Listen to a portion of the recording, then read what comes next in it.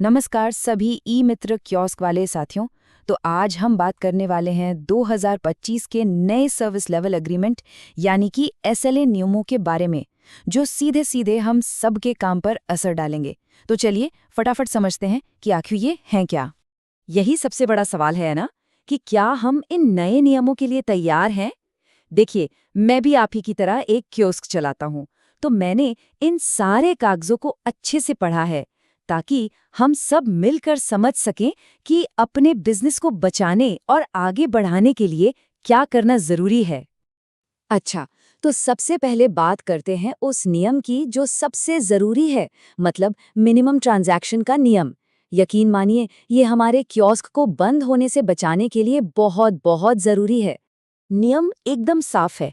अगर किसी भी एक कैलेंडर महीने में अपने कियोस्क से एक भी ट्रांजैक्शन नहीं हुआ, मतलब 0, तो कियोस्क तुरंत सस्पेंड कर दिया जाएगा। इस मामले में कोई ढील नहीं है, जीरो टॉलरेंस पॉलिसी है। और सस्पेंड होने की एक वजह और भी है।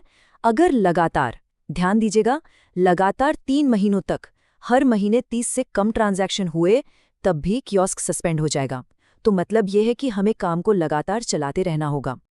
अब मान लीजिए अगर कियोस्क सस्पेंड हो ही गया, तो उसे वापस चालू कराने का खर्चा भी है और वो टाइम के साथ बढ़ता है। पहले 3 महीने के अंदर अंदर अप्लाई किया तो 500 रुपये लगेंगे, और अगर देर हो गई, मतलब 4 से 6 महीने हो गए, तो यही फीस बढ़कर 1000 रुपये हो जाएगी। तो सीधी सी बात है, नियमों को मानकर चलना ही सस्ता पड़ेगा। चलिए अब दुकान पर आते हैं, मतलब दुकान पर क्या क्या लगाना जरूरी है। सरकार ने कुछ बैनर और रेट लिस्ट को कंपल्सरी कर दिया है, तो उनके बारे में भी जान लेना बहुत जरूरी है। तो देखिए, हमारी दुकान पर हर वक्त 2 चीजें लगी होनी चाहिए। एक तो ई मित्र और हमारी एलएसपी, दोनों का मिला-जुला बैनर, और दूसरा सरकारी रेट लिस्ट वाला बैनर। दोनों का साइज भी फिक्स है, 3x5 स्क्वायर फीट।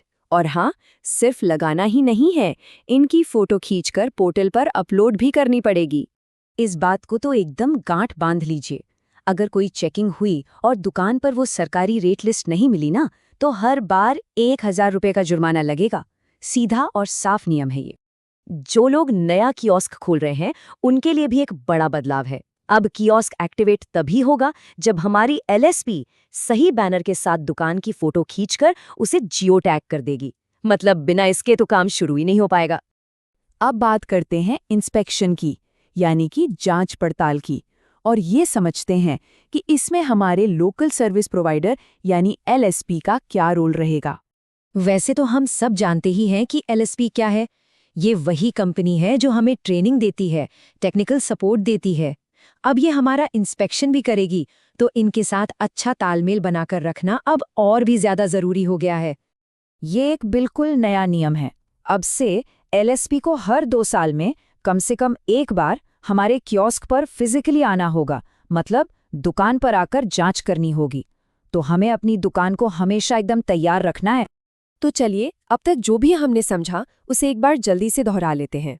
ये कुछ खास नंबर है, कुछ आंकड़े हैं जिन्हें हमें हमेशा याद रखना है, ताकि हम नियमों के दायरे में रहें और अपना बिजनेस भी फायदे में चलता रहे। तो मोटी मोटी 3 बातें याद रखनी है। पहली, ट्रांजैक्शन हर महीने 30 से कम नहीं होने चाहिए, नहीं तो कियोस्क सस्पेंड। दूसरी, 3x5 स्क्वायर फीट के बैनर जरूरी हैं, वरना 1000 रुपये का जुर्माना। और तीसरी, हर 2 साल में एलएसपी जांच के लिए आएगी, तो उसके लिए तैयार रहना है।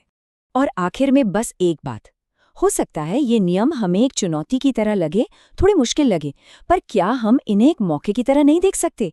एक मौका अपनी सर्विस को और भी प्रोफेशनल और बेहतर बनाने का। इससे क्या होगा? ग्राहकों का भरोसा हम पर और भी बढ़ेगा। इस बारे में सोचिएगा जरूर।